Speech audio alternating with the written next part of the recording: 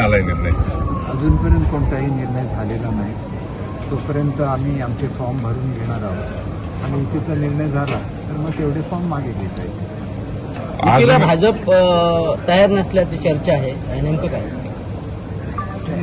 तसा अधिकृत निरोप आलेला नाही. जोपर्यंत अधिकृत निरोप आला नाही तोपर्यंत आपण पॉझिटिव्ह राहिलं पाहिजे. काही दिवसापूर्वी आपली पालकमंत्र्यांची बैठक झाली. आज देखील आपण एका कार्यक्रमाच्या निमित्तानं पालकमंत्र्यांनी आपण एकत्र होता. काय चर्चा झाली का युतीबाबत? तर तुम्हाला काय वाटतं की कोणाला युती नको आहे आणि कोणाला युती हवी आहे? शेवटी असं आहे की हा निर्णय वरिष्ठ स्तरावरून होणार आहे. वरिष्ठ स्तरावरून एकदा निरोप आल्यानंतर या संदर्भातली बोलणी होती आणि त्याला तर फार थोडा कालावधी शिल्लक आहे. तेवढ्यात झालं तर होईल, नाही तर मग स्वबळावर प्रत्येकाला निवडणूक लढवायला. साहेब, जे युतीचे फॉर्म्युले जे येत आहेत ना, ते मालवणसाठी 16-4चा किंवा सावंतवाडीसाठी 12-8चा येतोय आणि ते जे फॉर्म्युले आहेत ते कुठेतरी शिंदे सेनेला मान्य नाही असं सांगितलं जाते. नाही बघा, अजून काही चर्चाच झालेली नाही. त्यामुळे फॉर्म्युला मान्य अमान्यचा प्रश्न उद्भवत नाही. नगराध्यक्ष आणि 10 सीट असाच एक सन्मानजनक फॉर्म्युला असतो आणि तो प्रत्येक ठिकाणी वापरला जाईल अशी अपेक्षा आहे.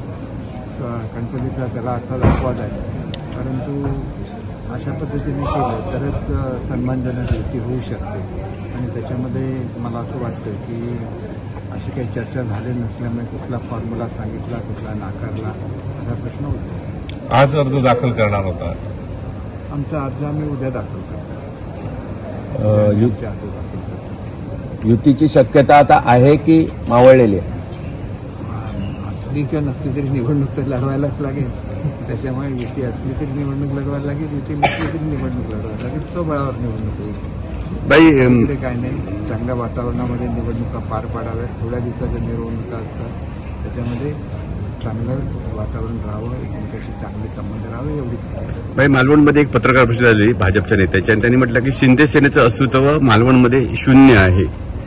अशा तऱ्हेचं वक्तव्य करणं चुकीचं असतं, कारण तिथले आमदारच मुळात शिवसेनेचे आहेत. त्याच्यामुळे असं वक्तव्य करताना थोडंसं त्यांनी संयम बाळगला पाहिजे असं मला वाटतं. भाई, राज्यामध्ये महायुती 50-50% आहे आणि काही ठिकाणी आमने-सामने देखील येण्याची शक्यता आहे.